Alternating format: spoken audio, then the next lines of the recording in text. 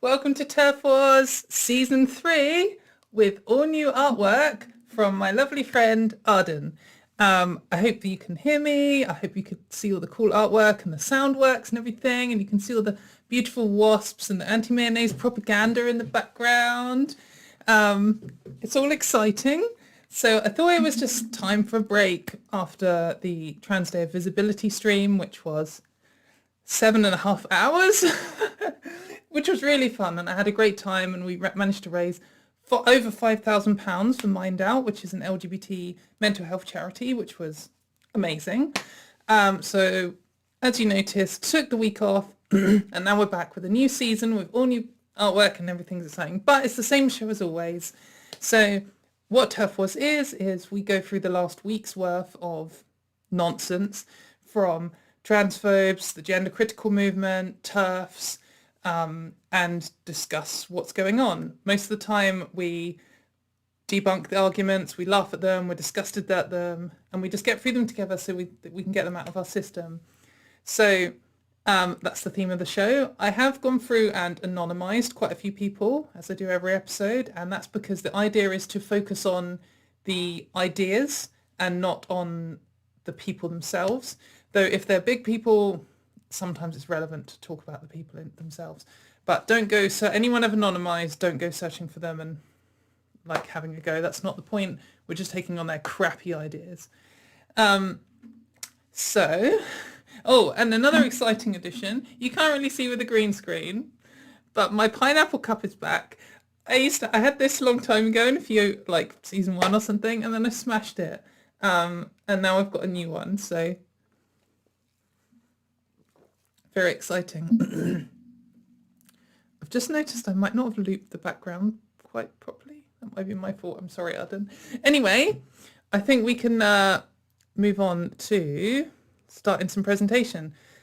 So this was, again, another week where I was like, there wasn't much this week. And actually, it was ridiculous. But there was some really grim news, and we're going to start with that. So this is really serious and really heavy that we're going to start with. What we got? So lowering the microphone gain. That might be impossible. Is it too? Am I too noisy? Very tinny. Oh, I know what might. That is interesting and disappointing. I don't actually think I've changed anything. Is the audio better now? Hello. Sorry everyone for audio problems. I'm not really sure what to do. Let's just see what chat says. It's distortion. Why is it distorting? It really shouldn't be distorting. Maybe I can just turn the gain down a little bit. Which way's down? I guess that way is down. How is that now? Maybe it's because I was talking too loudly and too excitedly. Please let me know, everyone, as soon as you can.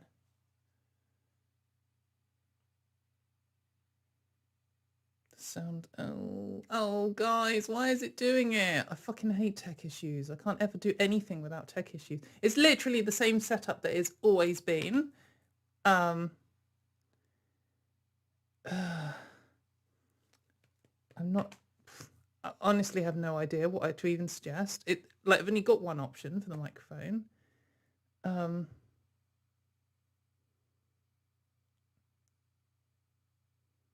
Why is it sounding rubbish? Oh, this is so disappointing. I'm so sorry, guys. Absolutely fucking hate tech issues. Okay, maybe it's just because I'm too loud. I've got the microphones now on minimum gain. Like I've got it on the lowest setting. So I don't know. Hopefully you can still hear me. The bar's still moving. Okay, right. Anyway, back to where we were. Perhaps I'll be able to cut all of this crap out of the show whenever the people come to watch it. Thanks for sticking with me, everyone, while I have terrible sound issues. I have 2 mics being picked up. That is possible, but I don't think I should have. It doesn't say I do. There's only one sound going on here.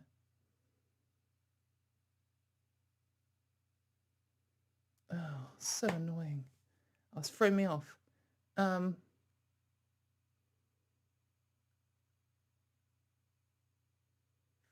okay, right. Well, I'm going to just have to carry on, and I'm really sorry, and I'll just have to try and fix it for next episode.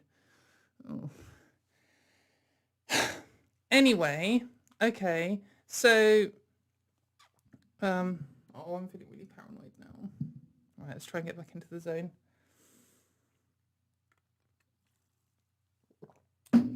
I don't know. Right, okay, well, fuck it. Let's just go on anyway. Sorry, everyone, and I will try and fix it for next episode. So anyway, we're going to start with some really crap news and deal with this first, and then we're going to move on and hopefully pick up everyone's spirits and move on to some really ridiculous stuff. So the terrible news from the last week or so is that Arkansas has brought in a series of disgusting, like really horrific anti-trans bills.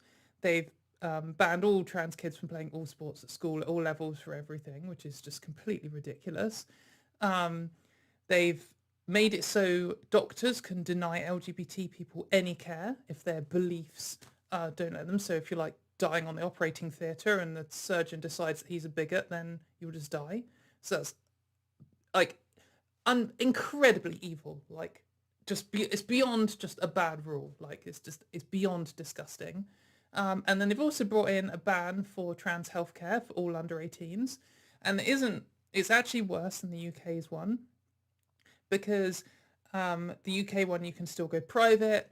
People can, doctors who are doing things won't go to jail. Whereas in Arkansas now, if you help trans kids at all, then you can face jail time for it, whether you're a parent or you're a medical professional. Like if this is your job, they've just made it illegal.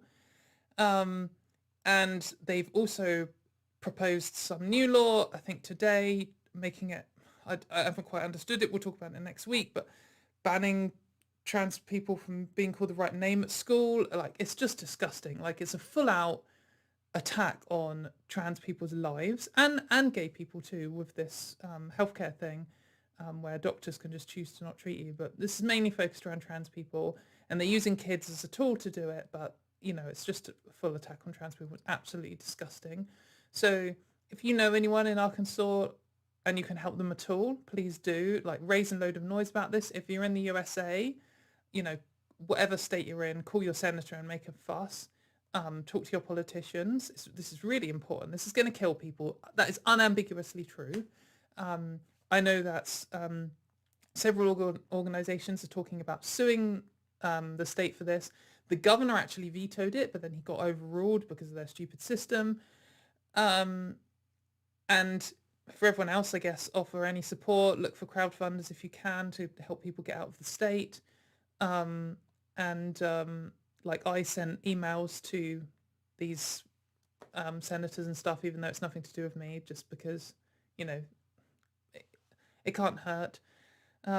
It's just really grim. It's just so, like, evil. This isn't even arguably justifiable, and it's even worse than the disgusting state that we have in the UK. So, really grim. And I'm sorry for anyone who's trapped there, because it's horrible. But the hope is, I kind of have a little bit more hope for this than I do for the UK one, because America has all these systems in place to sue people over attacks on civil rights like this. Other states can start boycotting this state, like they did with North Carolina when they brought in the bill. Also, their constitution protects against the government, meddling in things. And sometimes that's not always good. Sometimes when there should be regulation, it means America doesn't have any. But it also means something like this. This is just plainly the government turning up and overruling doctors, which is hopefully any non-hypocritical, I hate the government, like, classic American sort of right-wing person's nightmare. Why would you want the government meddling in what your doctors are saying? Like, that should scare you. So I don't know. I hope this will get overturned. It's just so evil. Anyway, we won't stick on it anymore. We'll move on and we'll try and pick things up. We've got a couple of news items first. So The next thing is Tucker Carlson, who is like, I don't know, white nationalist who's on mainstream TV. Um, he said that trans people threaten the perpetuation of the species. And I think this is like an example of the trans panic going mainstream in the US. Like we've been talking about this for a couple of weeks. This is the year where gender critical and all the anti-trans panic that's been in the UK for like 5 years now, 4 years, is hitting American mainstream. And this is part of it. This kind of fake concern about how, hardly any trans people in the country are going to suddenly wipe out the human race because not all trans people have children, even though some trans people do have children. And another thing they all make a fuss about is trans men who get pregnant. So like, it's not consistent. It's just the standard anti-LGBT garbage. This is exactly what they were saying about gay people. And, there are more gay people than trans people. So, and we seem to have been doing fine for the millions of years that gay people have existed. So we should be fine, seeing as this is complete nonsense concern. But it's always just funny seeing how much power they give trans people. Like they always think that we've destroyed God, or we're ending medical science, or we're just wiping out humans. Like all right, mate, like I don't know. I guess it's the standard fascism thing where your enemy is strong and weak at the same time, but it's just an embarrassing. I feel like they go like extra apocalyptic on trans people. They always take it to like the level beyond where it's, just so crazy. It's like they're talking about the end of the universe or something just because some trans kid wants to play hockey with their mates. Anyway, and then here's another piece of news. So this week, a young girl, cis girl, was banned from playing in a football tournament. Oh no, God, this isn't from this week. This is from 2017. I've only just noticed the date. Well, I saw it this week. A young girl who was banned from playing on a football team because she looks like a boy, according to, I don't know, the coach or something. And I just thought it was an example of transphobia just affecting cis people. I'm annoyed it's in 2017 and I didn't notice, but I guess that just shows that it's been going on for a little while, and like this kind of thing is all picking up now, so it's all kind of bullshit. Anyway, so this was one of the things that I saw. So this is from the UK, obviously, and I just want to make a point about like these sticker things they do. And this is quite common. We're seeing these all over the place. This like I Heart J.K. Rowling thing has been going on for ever since she came out as a bigot now. But like I just feel like it's ramping up. They're ramping up this thing, and it's getting more antagonistic. It's getting more like the point of these things. No one sees I Heart J.K. Rowling and like the only people who are going to see this are either gender critical people who will feel empowered. There is another person like me in this area. We're taking control. We're going to force the trans people out. We're going to make them feel uncomfortable. Or a trans person's going to see it and feel scared because there are like bigoted people in their area trying to make them feel unwelcome on purpose with these dog whistles. Or they're going to be members of the general public who have no idea about this and they just see it and won't care at all. Like, they're not converting anyone with an I Heart J.K. Rowling sticker. They're not winning anyone over. J.K. Rowling isn't going to see it. Like, it's literally just to intimidate people. That's the only point. And it's the same, though obviously less extreme, as when people go and draw swastikas on things. Like, the idea isn't to convert people. And the idea isn't to make an argument for your position. It's literally just to intimidate people and show power and show to everyone else who's in the area that like, we're here too. We can rally, we're intimidating people. It's like a sort of call to arms, call to strength thing as well as intimidation. It's disgusting. But it's also worth pointing out, as well as the J.K. Rowling thing, we've got a celebrate diversity by silencing women with LGBT pride flag. They were kind of the wrong colours. And I just think this is representative of how gender critical's like silencing women thing, which is, completely detached from their feminist roots now, has just become an attack on LGBT people rather than trans people. It's just, like what we've been saying will happen for years. It's now just like an attack on like the LGBT rights movement in general, and like, I guess diversity in general in this sense, but celebrate diversity is kind of like an LGBT thing, at least in the UK. So it's pretty grim. And then here's another example. So there's this genital preferences are transphobic with the progress flag, which stickers that gender critical people made and stuck up and then claim that trans people do, because they can't do anything honestly. They always have to do some dishonest subterfuge and false flag garbage, which they do, but then they've just stuck it up straight next to some of their adult human female stickers. So this is even more obviously from gender critical people than ever. The point of this one is to get, I mean, genital preferences are transphobic. I feel like most members of the public wouldn't even know what that meant, like to decode it. But what they're trying to do here is trigger people or peak trans people, which means to convert someone like down the gender critical rabbit hole to like, get them scared of something and get them on the conspiracy theory.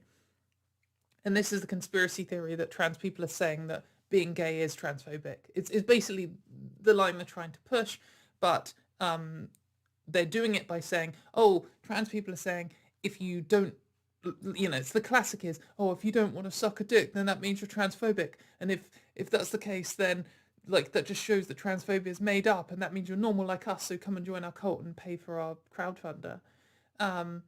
There's a whole discussion here to be had, but it's just garbage. No trans people are sticking these up, and this view is not a mainstream trans rights position at all. It's just nonsense, and it's just so obviously, I don't know why I said it like that. It's so obviously from gender critical people, and then so I've got another thing coming up, but this is even more extreme example of the gender critical people just attacking the LGBT rights movement. So this is from Madrid. You can see all of this. So basically this is an LGBT centre in Madrid. So this is the headquarters of the Collective of Lesbian, Gays, Bisexual and Transsexuals of Madrid, which is COGAM. And it's been vandalised with very clearly gender critical graffiti. Like I can't read any Spanish, but we've got sexo and then an equals crossed out genero. Like I think we all know what that says, even if we don't speak Spanish. It's all the same, like stuff, similar symbols, and it's just sad that it's got this extreme in other countries as well. I mean, it's going to be extreme worldwide now, and I think in other countries it's going to take off because the gender critical movement has been very, in the UK, it's been very trying to fake this air of respectability, and I think that hasn't translated to other countries. In America, it's got more extreme very quickly, and they haven't even bothered with this kind of air of respectability, which we're going to see more in this episode. And it's the same here in Spain.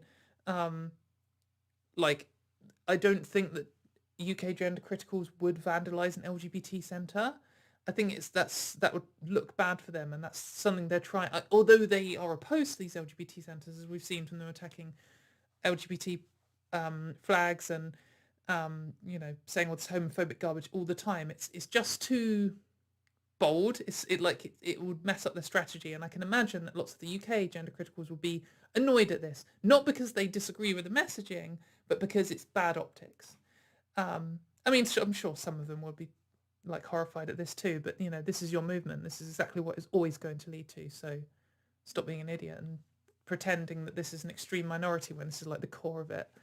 But yeah, I think, this is the kind of thing we're going to see in lots of other countries where the messaging from the UK gender critical movement is like taken and not understood, this kind of subtle, we're trying to look respectable and we'll just be extreme like this. And so this is the thing I was going to point out as well, like this does work on people, but I think it mainly works on other gender critical people, and they don't even realise, and they fall for their own garbage. So this is a gender critical person who's quoting someone else, nobody is saying what anatomy you should or shouldn't like, or that anatomy can't be a deal breaker for you. So this is a quote from a trans person who's like, if you're not attracted to certain genitals, then, I mean, for some people, genitals are part of their sexuality, and for others they aren't. And you can't choose your sexuality. So, no one's forcing you to have sex with anyone. is kind of the bottom line. Consent is still the key thing, and you know, should do it the same as with anyone, you know, only if you're attracted. Anyway, they then, so like, no one, huh? And then list 3 examples of trans people saying you need to suck dicks or you're transphobic. It's like the thing they were trying to push. But all 3 of these things are from gender critical people. Like, very obviously. The first one is from James Kirkup at The Spectator, who's published loads of anti-trans articles. And The Spectator is like very anti-trans and has been like the most gender critical newspaper. It's also like anti-feminist and anti-immigrant, and it's kind of just like a right-wing, far right-wing newspaper. So that's why it's so gender critical. And here the headline is, some women have penises. If you won't sleep with them, you're a transphobe. Then there's the genital preferences, a transphobic sticker again. And then there's this weird one, which I hadn't actually seen before, where it says, end genital-based bigotry. Your sexual orientation may be transphobic. And then 3 penises, like, it's 4 penises. Like, it's just so plainly made by gender critical people. Like, no trans people would ever do any of these things. And then they're using their own bullshit as evidence. Like, it's like, here's a straw man someone else has constructed for me. What do you say about that? Like, what I say about that, mate, is fuck off. It's just nonsense. I don't think that... I think that The Spectator could radicalise people. I don't think the other 2 are a concern. I think they're so obviously... They're too coded, and also they're just clearly garbage, and no trans people are actually saying it. The Spectator just has a big readership, so, you know, people will read it and believe it because they're stupid. So, there was actually a couple of big pylons this week, and none of them were on me, which was good. I took a little bit of a break on going all aggro after the last ridiculous combination of them about the mammograms and then the 6 words thing. But anyway, one person who got piled on this week was Owen Jones, who I didn't actually have time to go into this episode, but he basically said, so he is a gay man and he's like a celebrity in the UK, I guess, and he said that he would like to co-parent with a lesbian couple, which is where you have like 2 gay men and 2 lesbian women who will raise children together. And, you know, that's a thing that some people do and it can work. And the gender criticals flipped out with that and made up loads of stuff about him wanting to rent out women or something. It all was focused around the fact that he is supportive of trans rights. Like, that was very explicit throughout, and he got all kinds of disgusting things. But another person who got a similar pylon was Grace Lavery. I'm sorry if I said your name wrong, Grace. So Grace has been, for some reason, one of the focuses of Graham Linehan's attacks. Part of the reason he got banned from Twitter was for accusing her of grooming children, which is just disgusting. It was clearly some comment about paedophiles and LGBT people, and then he tried to back off and said it was just about her grooming children to be LGBT or something. Like, whatever it is, it was completely disgusting, and he hasn't apologised for it because he can't apologise for anything. But anyway, here Grace has said, just realised someone alive today will become the first trans woman to get an abortion and then a heart. And this got a huge pile-on. There's like 300 quote tweets here. There was like hundreds of replies. And some people wrote some really disgusting things about this and about Grace. And I guess I just would approach, would analyse what she said first, discuss the replies, and then discuss what she's written in reply to those. So it is a fact, it's very likely that one day trans women will be able to have babies. I think thousands of years in the future, it might be the case where the person who impregnates and the person who gets impregnated is kind of almost like an option because the medical technology might have advanced so far. You know, it starts getting into all this sort of like sci-fi future stuff. But it's possible. But they have actually grown non-human animals outside of an animal's womb like in an artificial womb, and womb transplants. In fact, there are cis women who have had transplanted wombs and given birth. There was a lady who gave birth to her daughter using her mum's womb, which is, so it's the womb that she grew in, which is really cool. And that was quite a few years ago now. So it's possible. I guess the main issues here are that trans healthcare is really underfunded, and to be honest, this isn't a priority when, trans kids are banned from accessing any healthcare at all, and the waiting list for basic healthcare in the UK for medicine, which costs pennies, is like 6 years. But there will be some rich trans women who will probably fund this forwards a bit. Like, if that's you, maybe you could donate some more for HRT and things. But, I think it's going to happen, and I don't begrudge anyone who's excited about this. I feel like it's probably not going to happen in the time that's useful for my life. Anyway, so that is, I think it's kind of probably true that at one point a trans woman will give birth, and it's quite possible that a trans woman will have an abortion. And there's a whole list of reasons why you might have an abortion. And then Grace has put a heart here, and I think that is what has annoyed... No, I think what has actually annoyed gender critical people is it's Grace, and she's a trans person. That's the main thing. Most of the comments were, accusing her of being a fetishist or disgusting, or, just general transphobic garbage. But I do think that the heart here is what has caused it to be so much of a storm. And I think there's different ways to read this. And one way, which I think is the way that Grace intended it, is, isn't it a wonder of technology that abortion is a thing that people can have? And, abortion is an amazing medical advance, and it's saved lives, and it's made women's lives better. And also, like, this idea that possibly someone alive today could be the first trans woman who, grows... I don't want to say gestates, grows a child, and possibly one will have an abortion. I guess it kind of could, another way of reading this is that it's kind of like saying, yay, abortion.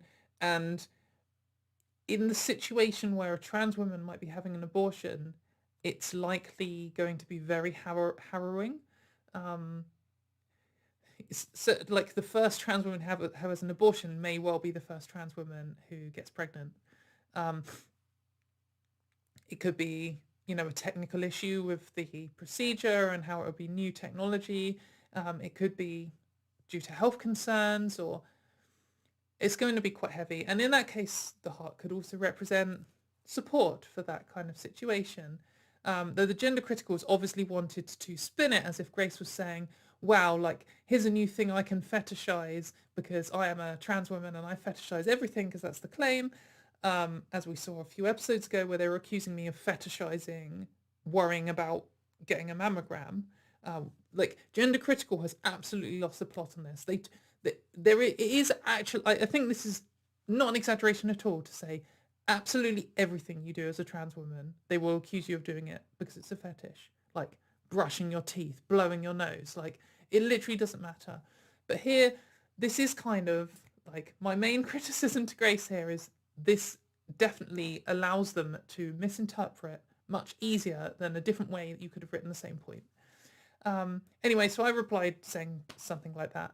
And then she said, amazing to see the people on this thread or the quote tweets explaining how abortion isn't necessarily traumatic, how many women regret it, etc. Also the Frankenstein trolls. Finally, the misogynists and women haters of the TERF movement speak their name. No TERFs, you're not feminist. So she is right here. If you look at the replies, I didn't have time to go through loads of them to edit for this, but the replies to this were, there was loads of people who come in with this angle. I think the next one we've got is that. Yeah, so this angle that abortion is inherently bad, like this kind of this like necessary evil. I think there's a range of positions on abortion, and one is all abortion is murder and it's all bad, and that's a crap position. If you're watching this, sorry, that's a ridiculous, dangerous position, and anti-science. And then there are people who say like my position, which is abortion is a medical treatment and it benefits people's lives. And there are, like all medical treatments, there are possible side effects, there are risks, there are times at which it's a grey area whether it's sensible to administer it. But overall, it's a net positive for humanity. There shouldn't be any shame for it at all. It doesn't need to be an emotional decision. It doesn't inherently need to be. However, it can be. Lots of abortions can be very distressing. Sometimes the conditions that lead to them can be very distressing. It's also a hormonal and physical change to your body, and that can be very distressing too. So it's not trying to trivialize abortions at all. Like, I'm not trying to trivialize abortions at all. It's not the same as getting a haircut.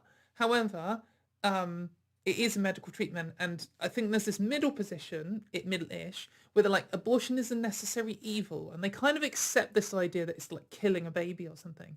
But they're like, but the woman's life is more important, and that is actually true. But I don't think this is a good position at all, because an abortion isn't a necessary evil. It's not evil. It's necessary, and it's a good medical treatment, like all medical treatments are. It's just another medical treatment. So she's kind of commenting on this, how lots of people are saying it's necessarily traumatic. And it probably is traumatic for a lot of people. I mean, it is, definitely. I've talked to people who it definitely is. And others, it just isn't. And it's like freeing, liberating. And then saying how many women regret it suddenly gets into anti-abortion territory. And that is like a common thing, because it is a fact that a lot of gender critical people are like anti-feminists. There's a lot of overlap, hence why you get people like Trump and Tucker Carlson saying all the talking points. And they're all anti-abortion. And, when you're already anti the bodily autonomy for trans people, like, you're not pro-body autonomy like, feminists are. It's very easy to move on. Anyway, so this happened, and this was like an example of one of the comments. So this person's arguing with Grace and saying, so do you think abortion is not a tragedy? Being pro-choice doesn't mean thinking having an abortion is the same as having your ingrown toenail removed. For your information, I'm pro-choice. So this is maybe like a slightly weaker version of this kind of middle position, where they're saying, they're agreeing with what I was saying, that abortion is not just, like having your toenail removed. I don't know. That's true. There is more emotions involved and more hormones. There's more grey areas and this kind of thing. There's quite possibly more risks, though I haven't researched about toenail removal, who knows. But they also then pose this idea that it's inherently a tragedy, and it just isn't. It isn't inherently a tragedy. It's inherently a medical procedure which can benefit people's lives. And sometimes it can be a tragedy, and sometimes tragedy can lead to it, to needing an abortion in the first place. But some abortions just aren't that. I just think it's worth pointing that out. And the reason I'm pointing this out is because I think there is a debate within the feminist movement about how to argue for abortion and how to present it. And I think there are these people who are saying it's a necessary evil, and they're trying to kind of, that either that's their position, or they're trying to appeal to the anti-abortionists and bring them over and be like, no one wants an abortion, we're just saying that sometimes it's necessary. And then this is kind of the other side of it, where they're saying abortion is good, stop, conceding this ridiculous idea that having an abortion is killing a baby, because it's just not. But I just feel like the lines on this also just happen to strongly correlate with feminists who are pro-trans and feminists who are anti-trans, and then people who aren't feminists who are anti-trans. I think that's probably true. I think that gender critical feminists are more likely to have this position. Anyway, this is a reply to Grace, and this is one of the most deranged things I have ever seen at all in my time dealing with gender critical people. And this got 768 likes, probably more, but this person locked. This isn't my screenshot, which is why it's slightly different sizes and stuff. But this wasn't a nothing post. This isn't just like some total nobody. In fact, this person is a barrister, and we're going to look at their blog in a minute. But this is like actually incredible. And I'm going to read it out. And I just want to warn you that this is fully deranged, like beyond what you're expecting if you didn't see this. So this person says, so that they've shown Grace's tweet and they have highlighted every single word on there because that was apparently necessary. And they've said, your hatred of women cannot be less than absolute to tweet this. To trivialize trauma like an achievement, to imagine a world with a wasted transplanted womb, to see women in a to see in women not the very engine of the creation of your own species, but a fun experience to celebrate. So this person's going in on the angle of this kind of, they're already going in on this, like abortion is inherently traumatic or inherently negative and it's like a necessary evil kind of thing. But they're also going hard in on the trans women. The reason they need trans women to have an abortion is for a fetish. And that is trivializing abortion. That is disgusting to suggest that that is the reason why trans women want to get pregnant and have babies and might need an abortion. Like no trans woman is like, haha, I'm going to pay probably hundreds of thousands of pounds to have an incredibly risky, life-threatening operation, which is like on the forefront of medical technology, in order to have an abortion. Like, what are you talking about? It's so ridiculous. But we haven't even begun the deranged, and I will try and stop interrupting it, but my goodness. So then they then go on and say, there always lurks in these things the swing of the butcher's knife, the happy ease with viscera and entrails, from top surgery to tweets about abortions for likes. To think these things a human female must be meat to you, to be splayed, arranged and reconfigured like a dish. I don't know what dishes they're reconfiguring.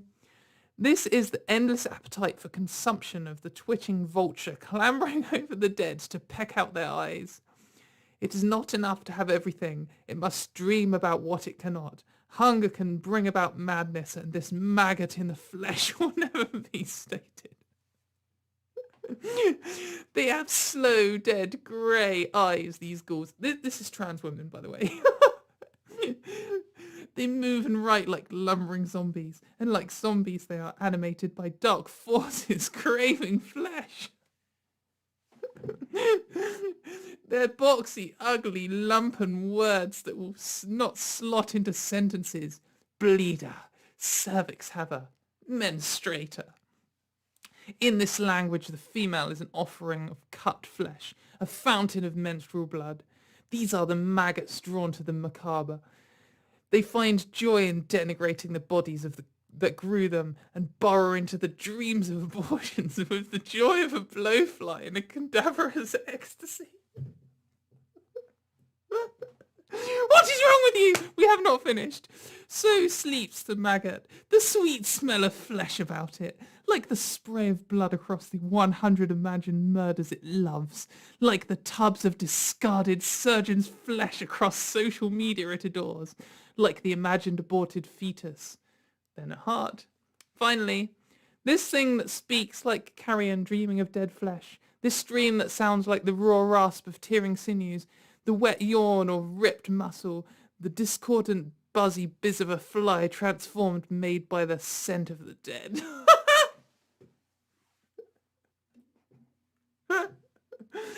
Oh my... I mean, I guess this is quite poetic. This is beyond. Like, I cannot describe. Like, you must be feeling how... This is why I do Turf Wars. Because when you see something like this, you just need to turn to people and be like, are you seeing what I'm seeing? This is the most ridiculous thing I've ever seen in my life. And this is just like another day on gender critical Twitter, where they describe trans women as slow, dead grey eyes and ghouls and like lumbering zombies and like a blowfly maggot, for talking about wanting a baby and facing the reality that they will probably have to have an abortion. Trans women as a group one day at least one trans woman will probably have an abortion. It's just so ridiculous. Their starting point is all trans people are crazy fetishists. Like, that's the starting point. And like this kind of like weird thing where they're saying animated by dark forces, like that's like the starting point. And then they take this comment and just exaggerate it to like, this isn't a bad faith reading, this is like a cultist insane like it's beyond. This is truly beyond. And this, like, just to remind you, this got nearly 800 likes before this person locked their account, which is more likes than Grace's tweet got. So, like, this is truly incredible. She got like horrible death threats, violence, all kinds of stuff from this. She's said she was talking about hiring security, which of course none of the media will report on, even though when even a tenth of this happens the other way around, they report on it as if trans people are super violent. Just imagine if a trans woman had written this about a cis woman getting an abortion. Anyway, this... So this is the start of this week's, like, next level, just... I don't know what... I feel like there's a word that we don't have. I think gender critical, like, that should just be an adjective for this kind of thing. Because we're about to see a lot more of this. Oh, firstly, this guy posted on this... He posted this, like, next level ridiculous thing under his real name. I decided to censor him here because he's locked his account and he clearly doesn't want people going and commenting on this. I really strongly don't want to be responsible for any kind of pile-on harassment in any way for anything, even something this ridiculous. However, I think posting this under your real name was incredibly ridiculous, and people are just going to know. Anyway, this is from his blog, and he says, "Welcome to my blog. I write about law, society, and LGBT politics for some reason. I try to do it in an engaging way which dissects the unreality of modern debate." It's certainly engaging, mate. Then he says, "I am also the legal commentator at Lesbian and Gay News." So this is why I think it's worth pointing this out. Like, this isn't anonymous rando. This wasn't someone who only got 3 likes. This was, like, a relevant gender critical person. So Lesbian and Gay News is the new news site made by the people behind Boys Magazine, I think, which support LGBT Alliance, so they're just very heavily anti-trans. He trained as a barrister in 2003 and has been practicing law for 15 years. So this is horrifying that there are people in the UK law system who are this, like, off-the-wall hatred for trans people and describe us as maggots of blowflies and things. And then this is the reason I included this bit from the blog. So just get in your mind what we just read. And then he says, "My main interest is in the restoration of nuanced, accurate, and civilized discussion regarding the present moment, particularly the question of how we dismantle the loud engines of unreason powering post-fact societies." I wonder who's responsible for that, mate. Could it be the person writing deranged, like, 1,000-word monologues about how trans people are maggots? Maybe it could be those people. Maybe you are literally the entire problem. Unreal. Whenever you get these people who are like, "We need to bring back civility to modern politics," it's always them who are then going off on these ridiculous rampages about nonsense. Anyway, we got to move on. I've been lingering a bit. And we get on to today's title topic. This is, I think... I can't tell which one of these is most ridiculous, and this isn't even the last thing on this list that's ridiculous. So anyway, someone made a website, and I've included the website in the description because I really recommend that you go and look at it. Like, I just genuinely, strongly recommend that you go and look at this website. So they've said, hashtag vigil for the lost. "I asked people on Twitter who and what they lost thanks to gender ideology. Gender ideology. Here are their answers. Join this peaceful event as well as by adding the hashtag vigil for the lost to your tweets. Let's get your voice to be heard." Hashtag voice. They've spelled the word voice wrong, and I don't know why that got me so much when I noticed it. Hashtag voice. I think we should all go post some hashtag voice treats. But anyway, but the point in this little website is to ask gender critical people what they have lost by being gender critical, which just happens to be a little bit culty. I've started believing in this ideology, which I got off Twitter and happens to disagree with modern medical science and wants to take rights away from people and claims to care about women, but actually doesn't give a fucking shit about women. I've joined this group and I've got super obsessed with it. And I've been posting about 24 hours a day for 3 years now. And some of my friends have disowned me. And this means that gender ideology is to blame. And this is just the classic culty thing. You know, it's like people who get super into flat earth or something and start losing friends over it because they start losing their mind. And they're just publicly recording these for us. So we're going to go through some of the best ones. So this person says, these are real, by the way. I just want to emphasize that these are real. These are some of the first ones before it kind of blew up on Twitter. So this, like, if there are any troll posts on this, they'll be lower down and I haven't got to them yet. And they're not in this presentation. These are all real people. My mother has everything labelled for herself as a mother of 5 daughters, including her email, her social media handles, her license plate. And then my sister had to go and identify as non-binary. My mum can no longer be proud of having all daughters. Vigil for the lost. Just like, so the last vigil for the lost we had, as you might remember, a couple of episodes ago, was for Sarah Everard, who was killed by a policeman, probably in a sexually motivated attack, whilst walking home alone. And there was a huge vigil for it. And a load of feminists went and protested. And then the police turned up and beat them all up and arrested them. And it was fucking horrific. And of course, the gender critical people were all opposed to this vigil because one of the people in the vigil said trans people also face misogyny. So just bear in mind what a vigil often is. Vigil for the lost. Here is a load of candles in the background. Like, this is usually for people who have died. And here is someone complaining because their mum's car number plate apparently references the fact that she has 5 daughters and now she has 4 daughters and a non-binary child.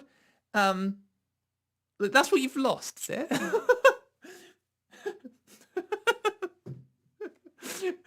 I mean, get over it. Like, you can get a new number plate. You can still love you've still got 5 lovely children.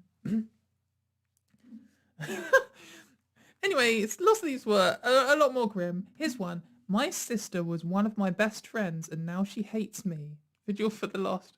These are just so sad. Like, maybe if you're in some ridiculous cult where the only, like, positive feedback you get is from other people in this cult, and it's focused around hating trans women to the point where you'll get 800 likes on a post calling them maggots, and your sister, who is your best friend, hates you over it, like, just snap out of it. Like, just stop. You can just choose to not do this. Gender critical is a choice. You're making a choice. Like, you can say vigil for the lost all you like, and yes, you have lost your sister, but it's your fault.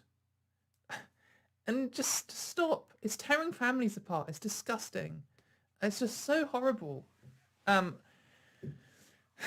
glorious young lesbian goddaughter is now an angry, bitter man. Maybe the reason that he is angry and bitter is because you don't accept him and you're part of some ridiculous anti-trans cult that hurts people like him. Like, he's probably not angry and bitter when he's around people who love him for who he is. He's probably not angry and bitter when he's around his friends. He's angry and bitter when he's around people who are part of some ridiculous cult who are throwing away their lives because they hate trans people so much. Because they can't come to the terms with the fact that their irrational prejudice isn't rational. This one is really bleak. I lost my grandson, daughter, and a couple of friends. Sometimes I feel, though I didn't lose certain people, the lack of support is noticed from those who don't want to get involved. Basically, my whole family. Ugh. Like, what? I mean, who knows what they mean by lost, but I presume it means they don't want to talk to them anymore. Your grandson and your daughter, basically your whole family and some of your friends have disowned you because you're so obsessed with gender critical that you just can't stop. Like, it's just stop it. Just, just stop. Delete your stupid Twitter. Block Mumsnet on your home account or whatever on your internet. Like, if anyone works for an internet service provider out there, can your internet service provider like offer this package? Like, if you want, for free, we'll step in and just block a load of culty sites for you. You can opt out, so we're not silencing you, but just help people who have an addiction where it's ruining their lives, that they just can't stop posting hatred about trans people and liking posts about us being maggots. Like, it's just bleak. Like, your grandson. And like, at least when it's your sister, you might be like 30 and have another 60 years of your life to get over this ridiculous cult. But like, I mean, if your grandson's at the point where he's making decisions about, disowning his grandmother, then he's probably a teenager at least. I mean, you're throwing away years of your life that you could be spending with your grandchild over some fucking garbage on Twitter where you think the women are being erased because they're letting trans people go to the toilet. Like, what is wrong with you? Come on. Ugh. I'm estranged from an online community that I belonged to for almost 20 years after being attacked by posters I previously considered sane. They probably are sane, mate. They bullied me simply because I expressed skepticism towards gender ideology and the medicalization of children. Oh, all I did was express skepticism. Oh, and then my friends of 20 years just attacked me out of nowhere. Like, me. I have absolutely no doubt that you went in hard on denying the science and saying that trans children shouldn't be given healthcare because you just don't like it. And people were horrified by it. And then they distanced themselves from me. Because what's going to happen? Obviously. My baby. Hashtag vigil for the loss. You lost your baby. Like, I don't. There is different ways in which this could be interpreted. What I suspect is that they have like an adult trans man son who's probably like 26 or something, who, because, if it was, they usually really infantilize trans men in a way they don't trans women. But the way this is phrased, it makes it sound like your child died because of gender ideology, which is like, I don't know, code for feminism or code for LGBT rights. This is horrifying. Why would you conflate these things? Why would you write this in a way that makes it sound like your baby died? When that's almost, well, I mean, it's not what happened. If the baby did die, it's nothing to do with trans people. But I just don't think that. I'm almost certain this is going to be probably an adult trans man who has some ridiculously obsessed parent. We lost the vibrant, supportive lesbian community that I came out into back in the 90s. Like, you might have lost that community, but that community hasn't gone away. It has right now because of flipping lockdown, but, the LGBT community is stronger and more vibrant and supportive than ever. Like, that's just the case. I mean, it certainly is in Bristol. It certainly is when we see any studies about the number of LGBT people and how accepting people are. Just, like, I'm not surprised that most of the LGBT people, most of the lesbians don't want to hang out with you anymore. I lost my closest friend. Her daughter is married to a transnatal male. I told this friend I was upset about men who cheat in women's sports, and that's all it took. And this is so typical of them. That isn't all it took. You just described your closest friend, your best friend's daughter's wife as a transnatal male. Like, if you can't even talk about them as humans, that's why they disowned you. That's why they can't be bothered to hang out with you, because you're saying all this disgusting gender critical garbage. Like, they always do, all I did was say this one thing and then they attacked me. All you did was join a stupid cult and get obsessed with it and start talking about trans people like they're animals. And then people who know trans people don't want to talk to you anymore. That's what's happened. That's all that's happened. This one's really funny. I met a girl 9 years ago. We live 2,000 kilometers apart. And through the years, we've stayed in contact both online and offline. I was very open with her regarding myself, my struggles in life, etc. She was too. Last year, I told her that I respected J.K. Rowling and that given the circumstances, we might want to be more vigilant than ever regarding TRAs, trans rights activists. And from that moment onwards, all I got was silence. 9 years of normal communication reduced to nothing. Oh, mate. I'm pretty confident this is from a man. It's just, we might need to be more vigilant about TRAs. You'd be like, oh God, this guy I've been like politely talking to for years is a fucking weirdo.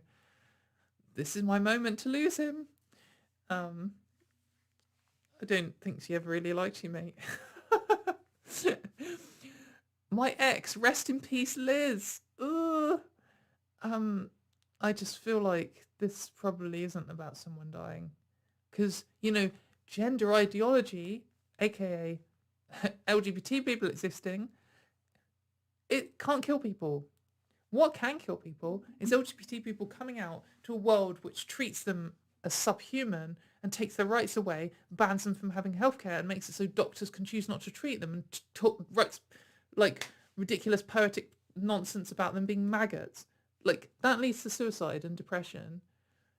But gender ideology doesn't do anything. I mean, I don't even know what it is. But it's just vigil for the lost. Like, this is like next to the lady who's whining that her mum has to get a new number plate. Like, anyway, there is a lot on there. And they're all like, it's this mix of like hilarious that these people have ruined their lives over trying to ruin your life. Like, it's kind of satisfying, and just really bleak and sad that people are losing their best friends and their grandchildren because they're just obsessed with hating trans people. My God. But anyway, this website, and this is the reason why I think you should check the website out. This website is a grift, of course, and it also sells a load of nonsense. Just on the same website. So they've got like a home decor section and a stationery section. And I was a little like, am I advertising for these people? Like, just go and look. I don't think anyone here is going to buy anything. Like, to be honest though, some of this stuff is so ridiculous. I feel like I would buy it. So this is the one that broke me. So this is like on the home decor section, the throw blankets. And they have a load of things like all their hashtag sex not gender blankets, born not worn, and they sell one that just says cancel culture. Imagine going around your friend's house and just on their sofa they've just got a blanket which says cancel culture. Oh, mate. Who's buying it? $65. 65. My goodness. When I found this, I'm disappointed I didn't just found this, because when I found this, I laughed for like 20 minutes. I've kind of got all my laughs out now, but it's just it's just still so ridiculous. Who is buying these things? Who is making these things thinking like, oh, you know what people really want on a blanket? Sex not gender, and the words cancel culture with the word cult highlighted in red. Oh, because you see, they're the cult. Because they're cancelling me because all I did was campaign 24 hours a day, 7 days a week for 3 years to try and take away rights from children. Anyway, don't worry. The next level off the wall unhinged gender criticalness has not stopped yet. So the lady who won, the lady who wrote Detransition Baby, which is a popular book at the moment. I haven't read it. I don't even quite know what it's about, there's trans themes or trans characters are about trans. I don't know. It's vaguely related to trans people in some way. And the writer is a lady who is a trans woman, and she was nominated to win this Women's Literature Prize. It's called Women's Prize, and that of course means that all the gender critical people are really angry and are trying to claim that her being nominated for a prize means that women are erased. It's nonsense. They've got a name drop J.K. Rowling and all this kind of stuff. But this was an open letter, and this open letter was signed by people. And like a lot of the people who have signed this letter have been dead for like hundreds of years. So the first person on the list, Afro Ben, I've forgotten which year now, like from like the 1600s, I think. Like there's quite a few people on here who, like, I mean, there's a long list of names. They're like women authors who have been dead for like 200 years have just signed this letter. And of course, like all the classic gender critical people here, Anne Synott, Helen Saxby, Stephanie Davis-Araya, who is a transgender trend, just along like, I think they've got like the Bronte sisters on this list.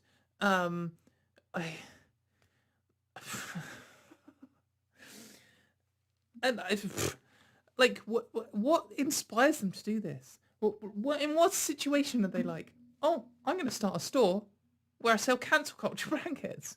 I'm just going to write this like demented monologue about how trans people are like maggots. Oh, like I'm just going to write a letter and I'm just going to just sign it by a load of dead authors.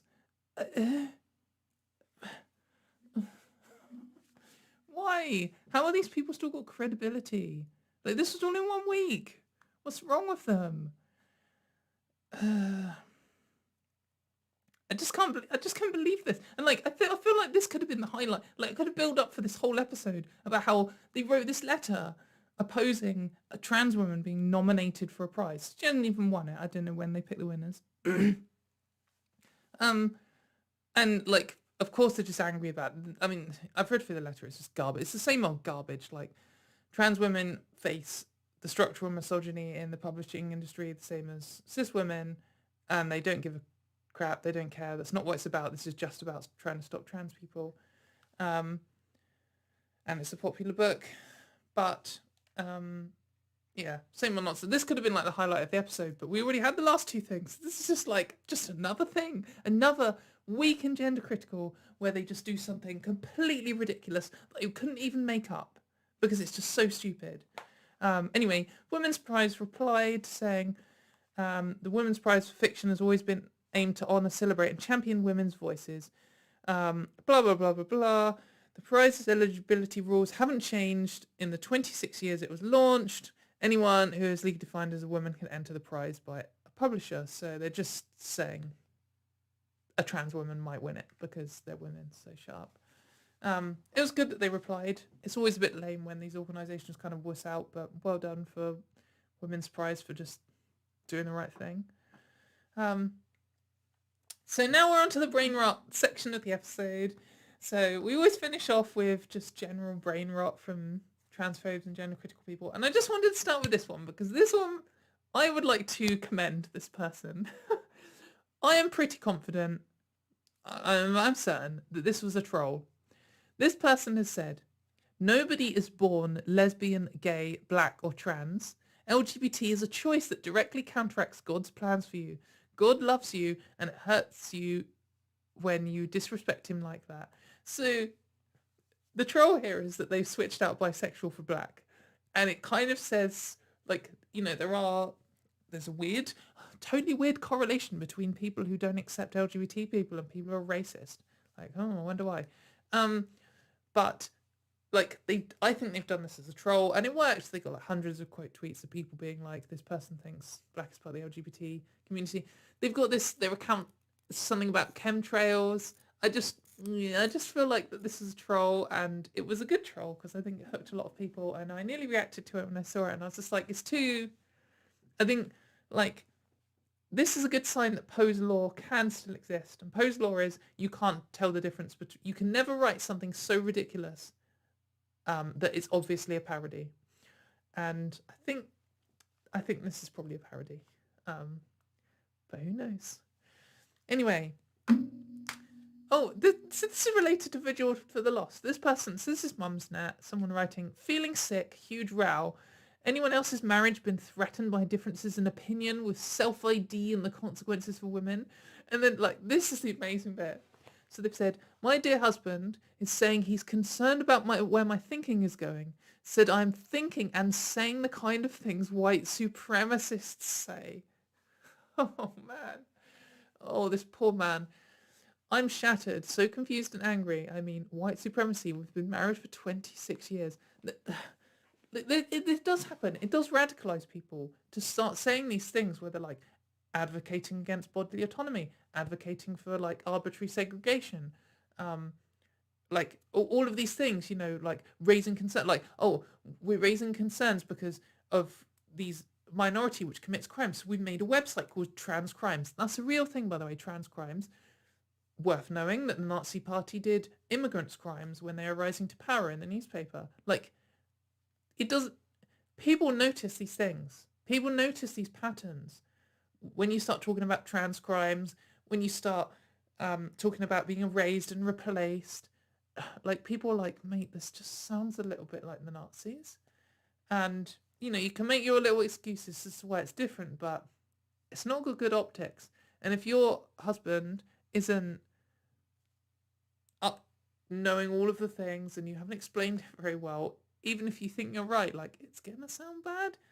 And then, you know, it's a load of nonsense. And they said, I've shared loads of these articles on my Facebook to almost 99% silence to my friends and family.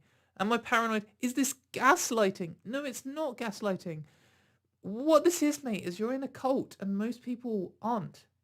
And they're horrified by it. And people aren't, you know, if you're sharing something on Facebook and people aren't reacting,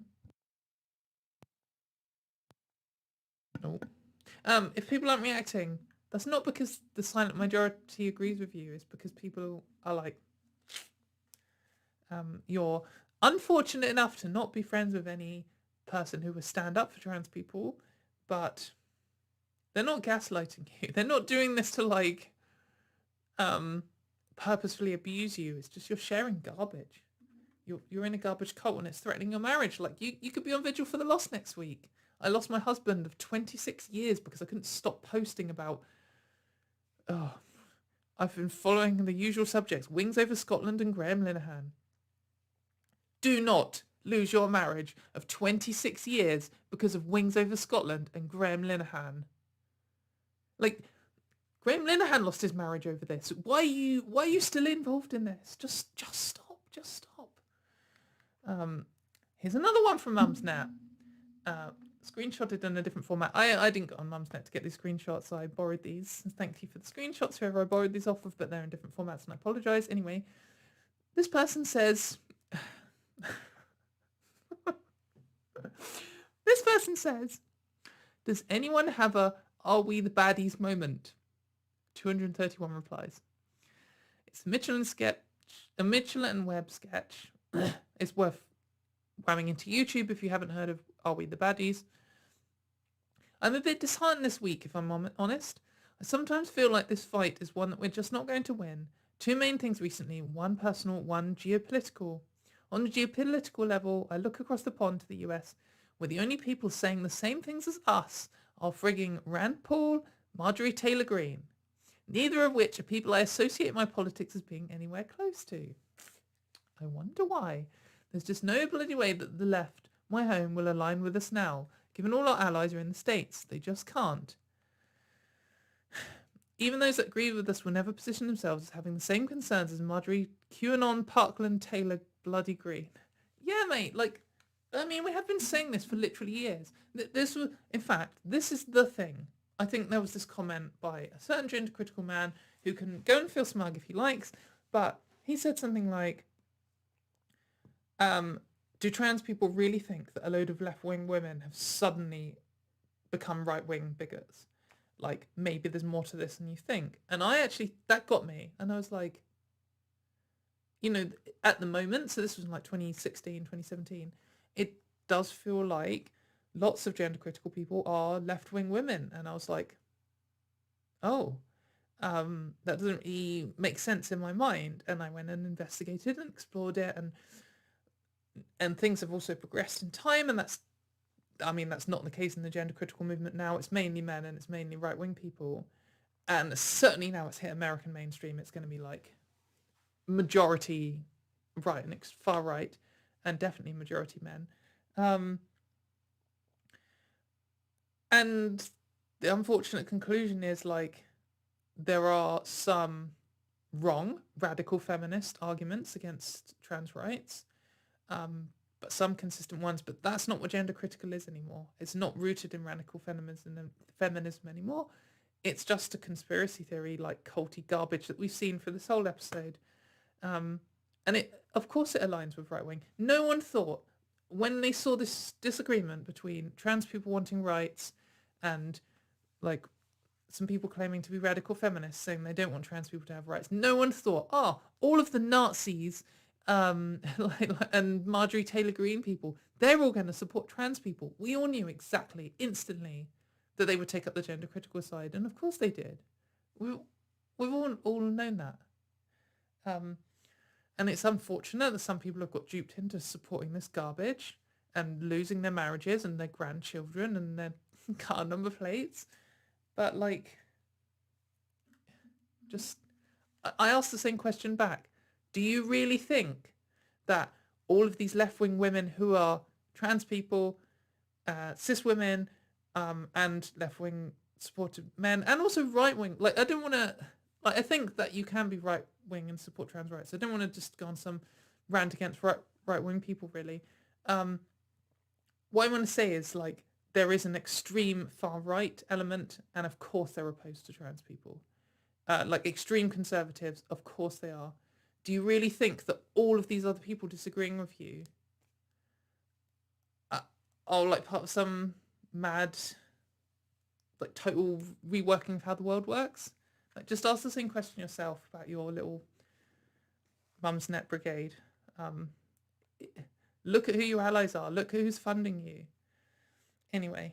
And I think this is a good example. Here is a gender critical American person, like what we were saying earlier, like with the Spanish vandalization, saying the quiet parts loud, not understanding that a key aspect, I think possibly the main, most important part of gender critical in the UK, is appearing reasonable.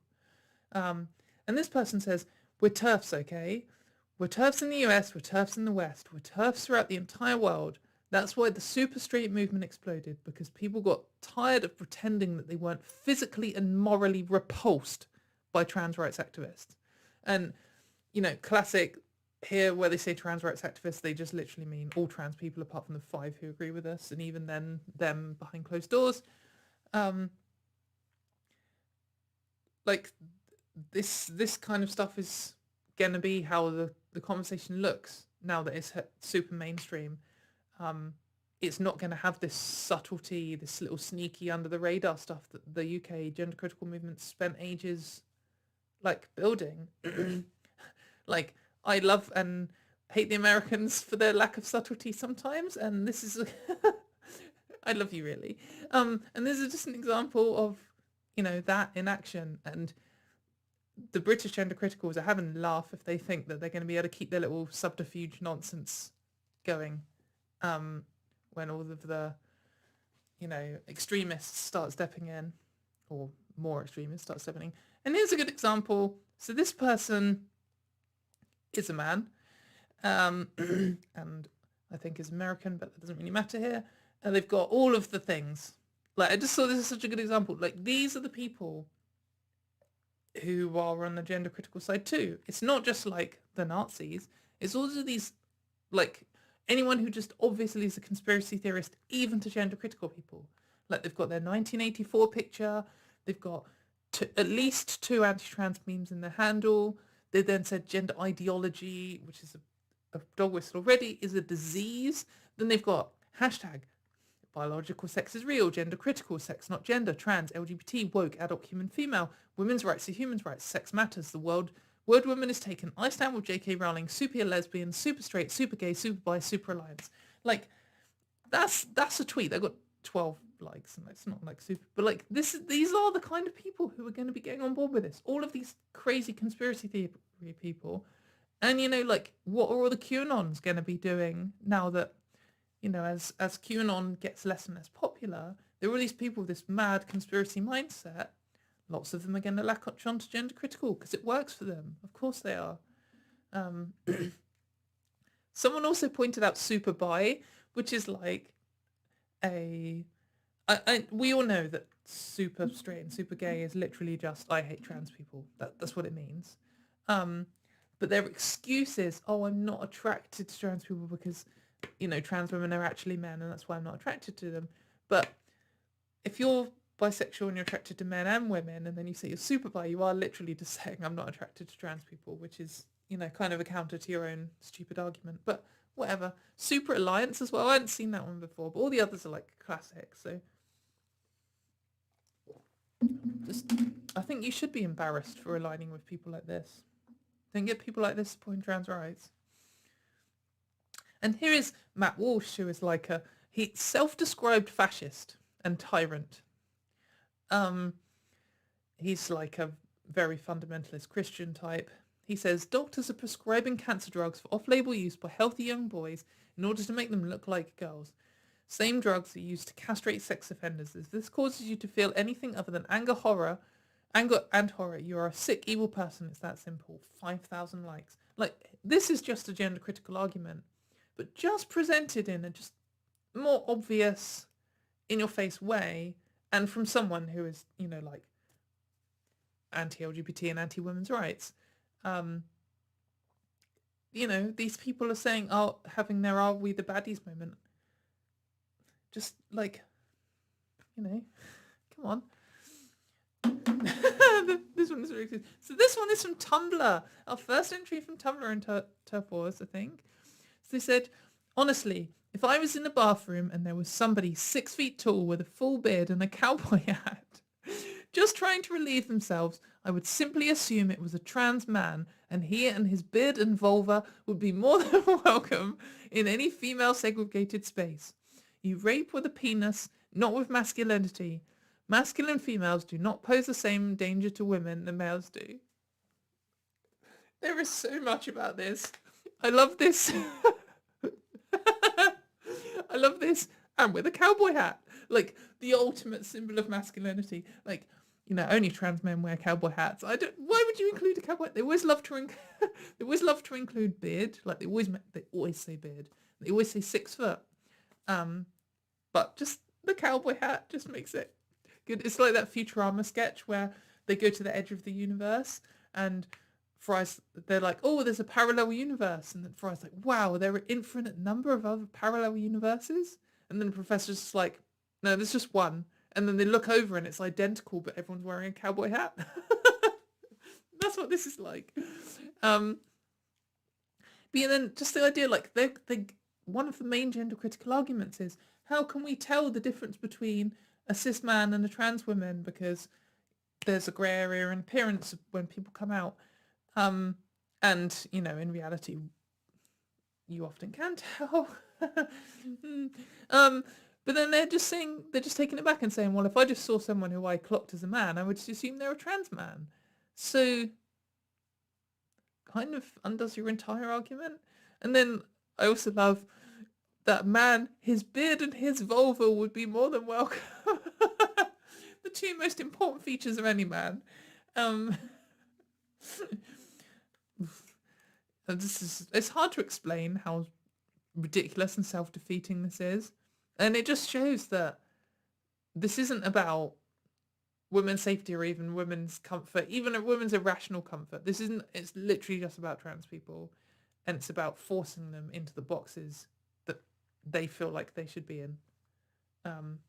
Because of course it is. Half the world are women. Women have the intellectual property over their own biological sex. It's not discrimination. It's defense against being defined by gender roles. Their own intellectual property. Uh, women weren't designed, and even if women were designed, I don't think they would then own the intellectual property for the design. Who knows? That was a nice little nonsense comment. So here's an interesting one. So here is medium-sized YouTuber Benjamin Boyce talking about a trans man. I was going to censor this person, but perhaps I'll censor them in post. Please don't look them up. But it is interesting who they are. So Benjamin Boyce is saying, okay, so the original person says, here's a trans man complaining about being misgendered at an abortion clinic whilst getting an abortion. And then Benjamin Boyce says, more regard for her pronouns than the life she has extinguished. So this is very, like, straightforwardly anti-abortion, anti-feminist position. And the reason why this is relevant is because Benjamin Boyce has had like all of the gender critical movement on his channel and has been very supportive of them, and they've all been doing this like, oh, you know, the gender critical men who support women and stuff.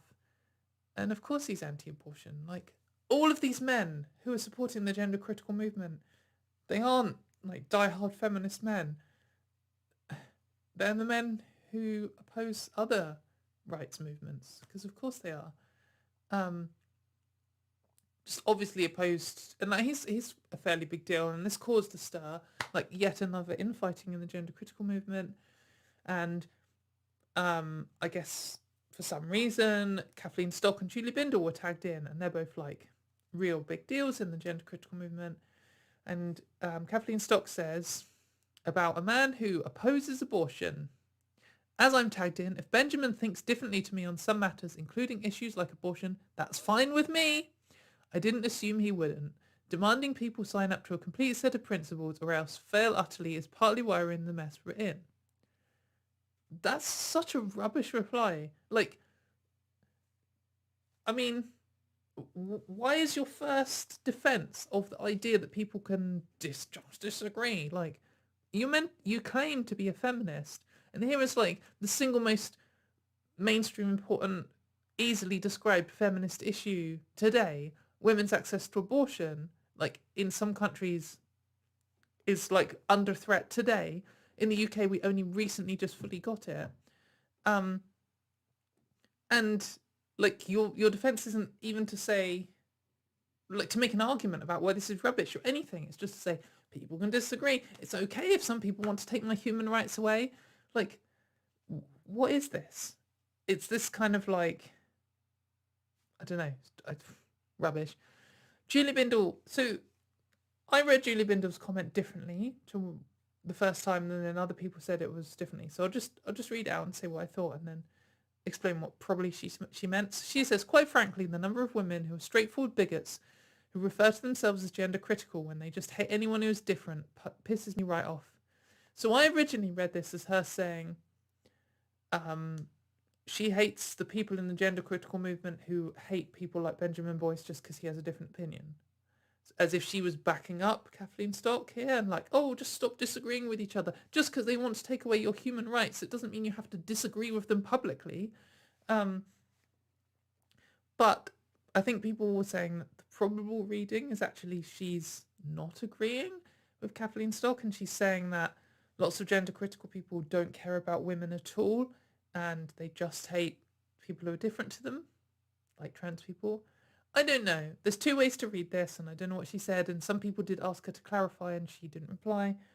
So either one could go. To be honest, I kind of feel like Julie Bindel probably wouldn't do what Kathleen Stock is doing, of just saying who cares that this man is opposed to abortion.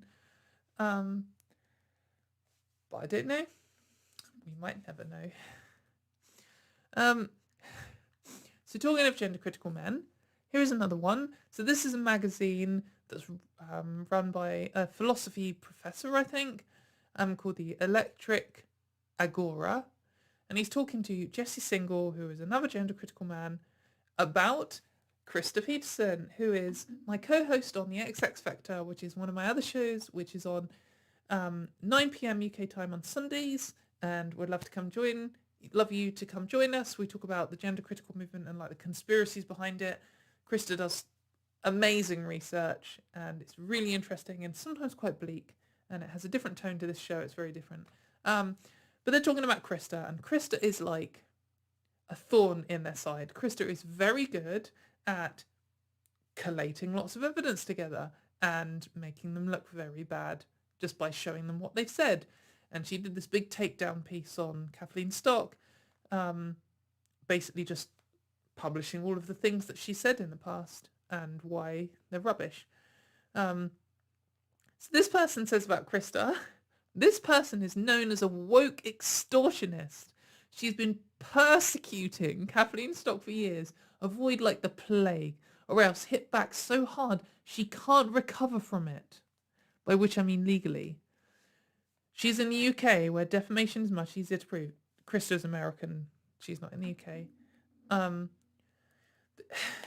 This is just so weird and so extreme. And again, like Kathleen Stock is OBE, which is like some Order of the British Empire, and it's for her work around like freedom of speech in academia or something. And here all of her like supporters are cheering her on to try and sue someone to stop them from disagreeing with them publicly. And there's another one here. So this is another professor of philosophy. So Krista is a philosopher herself. And this is another professor of philosophy saying Professor Stock has been restrained in pursuing tortious wrongdoers, especially since she lives in a jurisdiction where reckless destruction of reputation is meaningfully actionable. I hope she will seek legal remedies for some of the bad behaviour. Like, they're just openly gunning for this gender critical person who's been whining about free speech like the whole time to sue Krista for just publishing an article about what Kathleen Stock has said. It's not even. It just shows like it's all just theatre for them. Like this is the whole thing. They've created this idea that they're just reasonable people and they just care about freedom of speech, and it's all just a fucking lie. They do not give a shit about freedom of speech. They want to silence trans people and anyone who speaks up for them, and they'll do it with legal threats. When was the last time a trans person sued a gender critical person for like talking about what they had said? I don't know if it's ever happened. How many gender critical people have done that? I've been threatened 4 times by notable gender critical people with lawsuits for just saying you are transphobic. They just want to silence you, and these people are gunning for it. All of these men, particularly, who are meant to be philosophers and promote thinking. It's just such a joke. It's just the state of it. How this can't go on being under the radar forever. People can't all be falling for this for much longer. Well, we'll see. So I think okay. So this is one of the last ones. I just wanted to cover this. So this is a comment I got on a YouTube video. Don't go and seek it out. Oh, I'm pleased with my replies here. But so a lady has replied saying, this is like the first comment, and I think has just come kind of probably quite emotionally charged at me to ask a question, but in, just, I think she's very stressed out. She said, why is it that my ex-husband, male to female trans person, at age 35, filed out all school forms for our 2 sons in such a manner as to eliminate me from the parent section completely and put herself in as the mother? Are you saying that my ex, now a woman, can pretend to have gone through pregnancy, labour, postpartum and breastfeeding? You have not thought through the real ramifications. And this is a thing I see quite a lot, and it's a shame, the situation that this kind of results in. There's this thing called trans widows, which is mainly women who have trans partners who they've then had a divorce from or broken up with because of the transition, but have turned that kind of divorce emotions and anger into anger at trans people. And it's a really unhealthy garbage way of dealing with these things. And I think this is like the tipping point. And I think it's just important to, I don't know, this is how I've tried to handle it. And I've said, no, I don't think that your ex should say that she is the one who gave birth. That is bullshit if she's doing that. And I'm sorry, it's unacceptable. And this lady has replied, well, this is the entitlement. Look at the 11 testimonials of trans women on advocacy.com where they talk about they love being the mum. Since none of them could have given birth to any children they had, they were all usurping the role of the woman who did. It's unremitting narcissism. And this is very frustrating. Like, I understand that if your partner comes out, it can be very stressful and turbulent. And I can totally understand that it could just tear apart the relationship. And in more ways than just, this isn't going to work, I can imagine there can be lots of misunderstanding and it could end in lots of bitterness. But when divorces happen, they often lead to a lot of bitterness. And there's like two major things going on here. There's the breakdown of a relationship with children at the centre, which is stressful. And quite often, when you listen to both sides, they both have a lot of genuine grievances. And they will often portray each other in a lot worse light than the truth is. I understand that. But then the other thing is the trans aspect. And that just isn't responsible. Some people are LGBT and they don't know about it. Some people think they can fight it off. Some people grew up in a world where that wasn't an option to be LGBT, and now the world has allowed them to be themselves and they just can't hide it back anymore. And, you know, it's unfortunate. Some LGBT people come out after they're married and it tears marriages apart. And it's just an unfortunate reality. And I feel sorry for anyone on any side of that who gets caught up in it. It's not the LGBT person choosing to be LGBT. They were born that way. It's not them choosing to destroy the marriage. It's them coming out and saying, you know, things have changed in my understanding of myself and how I intend to go and live my life. You know, this just isn't easy. And I think anyone who says, oh, if you don't accept them, that's bullshit. Like, that's kind of true, but it's also missing lots of the emotional weight of the situation. This is just a difficult situation. But to then turn that rage onto trans people in general, or,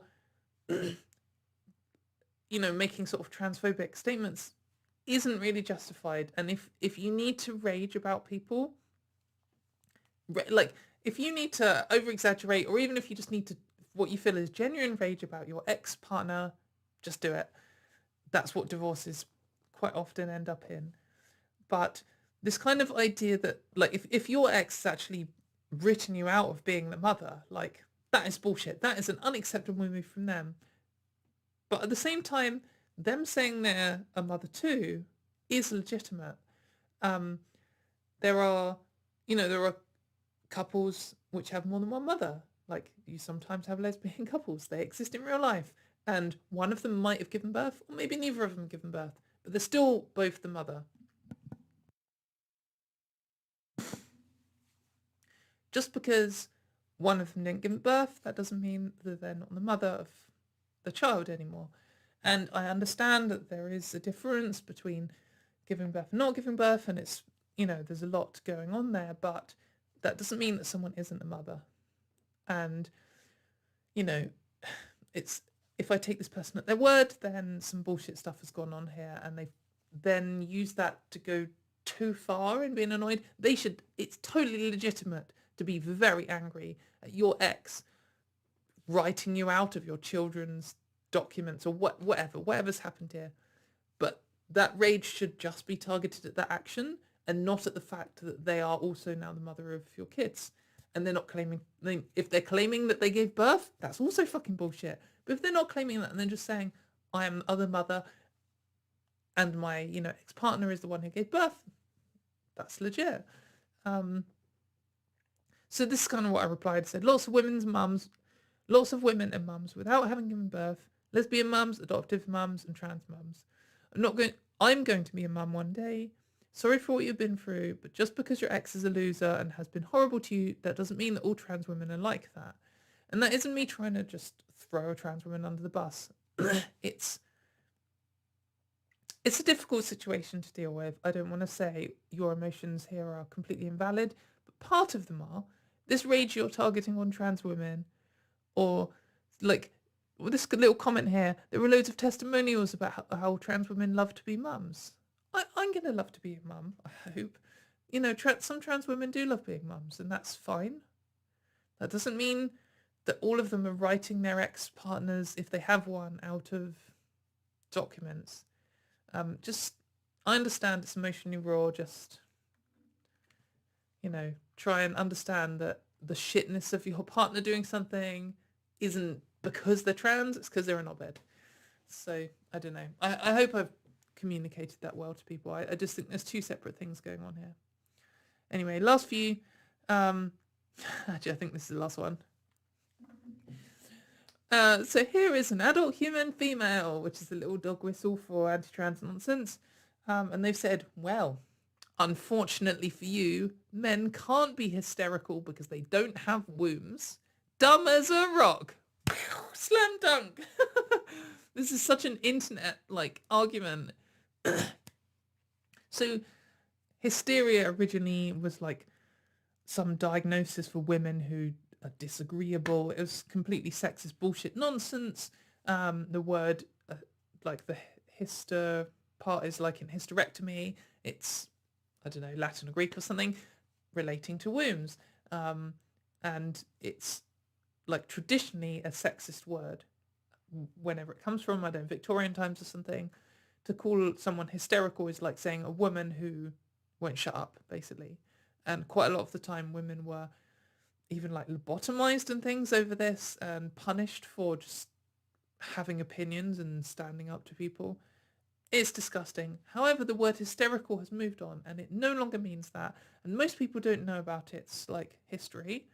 And when someone says hysterical, they either mean really funny or they mean someone who is just making a fuss over nonsense. So if someone's like, oh, you're hysterical, and you're like, and your reply should be that actually this is a rational response. And your reply should not be, actually, technically that's not true because only women have wombs. Because that's just kind of saying the hysterical isn't only for women and you're claiming it because, oh, you can't be nonsense. Nice try an argument, mate. Dumb as a rock. Anyway, that was the end of episode 1 of season 3. I hope you really love the new artwork. I'm glad that the pineapple cup is back. It's a shame that it disappears. I do actually have a blue screen as well, and I'd quite like to get the blue screen to work, but it just doesn't quite work as well with OBS. And then I could have the green of the pineapple on full display. I hope the sound was okay. I'm sorry that it wasn't as good. It's so frustrating. I will do a load of experimenting and investigating for next year. Next week. It better be fixed before next year. And also sorry for slightly losing my voice. But I had a great time back with Turf Wars. Hopefully we'll be back next week, same time, with another load of nonsense. Thank you for sticking around and I love you all. And I will see you soon. Enjoy the new outro screen.